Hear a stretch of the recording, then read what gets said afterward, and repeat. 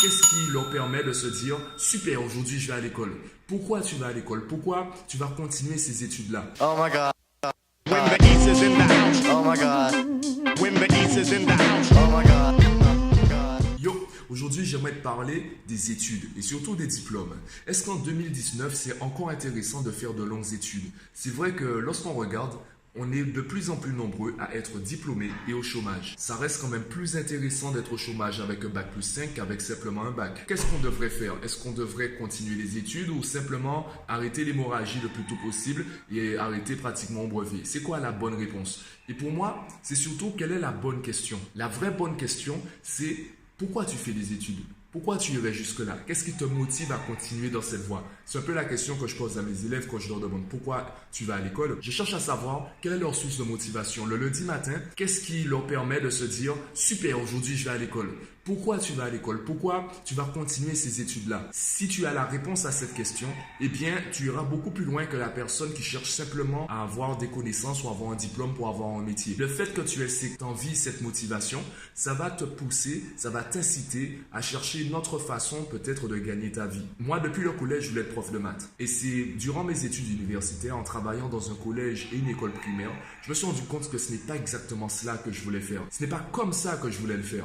Alors, j'ai cherché ailleurs. J'ai commencé par des cours particuliers. Et c'est le fait de travailler par petits groupes et parfois seul avec des élèves, c'est là que je me suis rendu compte que le problème n'était pas tant les maths, c'était plutôt la méthodologie, la productivité, etc. Et c'est là que j'ai commencé à me tourner vers la productivité, donc le coaching. Donc, tu vois que je reste quand même dans un secteur qui me plaît. Je continue à faire des choses que j'aime faire. Simplement, la forme a changé. Le fond est le même, la forme a changé. Et si tu es vraiment passionné par ce que tu étudies, eh bien, même si le fond reste le même, tu pourras toujours changer la forme de même. Ce ne sera pas forcément facile. Il y a beaucoup de concurrence, tu ne pourras peut-être pas te faire une place tout de suite, mais remarque que le monde est de plus en plus ouvert.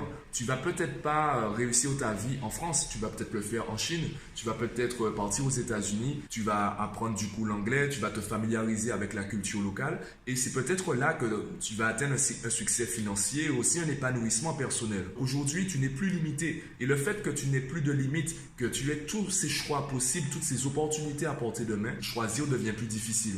Quand tu as une multitude d'opportunités à ta porte, comment choisir, comment définir, comment savoir laquelle qu'il te faut, celle qui est la plus intéressante pour toi? Et c'est là qu'il y a cette célèbre phrase « Connais-toi toi-même ». Plus tu vas apprendre à te connaître, plus tu pourras lister les différents critères qui te semblent intéressants pour le choix de métier ou le choix d'une voie professionnelle. Un enfant qui dit « je vais être footballeur professionnel », il ne dit pas vraiment qu'il veut être footballeur professionnel. Ce qu'il dit, c'est qu'il aime le foot, il aimerait bien continuer dans le foot. Et comme la première chose qu'il voit lorsqu'il s'intéresse au foot, ce sont les joueurs, eh bien, il s'identifie aux joueurs. Très peu sont les joueurs qui disent « Ah, mon entraîneur est magnifique, mon entraîneur est génial, je veux devenir entraîneur. » Il y en a très peu qui le disent. Pourtant, tu peux très bien être préparateur physique pour un club sportif, pour un club de foot par exemple. Tu peux devenir aussi l'expert comptable du Paris Saint-Germain. Tu seras dans la comptabilité et tu seras dans le foot. Donc, tu vas allier ta passion avec d'autres critères. Peut-être aussi que j'aime très bien ce sport. Par contre, tu préfères, lorsqu'il s'agit de travailler, tu préfères être seul dans ton coin, voire dans un bureau. Tu vas chercher un métier qui va établir une convergence entre tous ces critères. Et évidemment, ce n'est pas quand tu es en sixième que tu peux réfléchir déjà à tout ça. C'est un long processus. Et c'est là où c'est intéressant pour les parents d'envisager tout cela et d'anticiper tout cela. En aidant un enfant à mieux se connaître, à identifier ses talents, ses passions, etc., il pourra davantage avoir un choix éclairé concernant sa voie professionnelle. Donc pour moi, la question, c'est pas faut-il faire des études, c'est pourquoi tu ferais des études. Si tu as la réponse, si tu as une vraie réponse, si tu as une réponse qui te motive, alors fais tes études.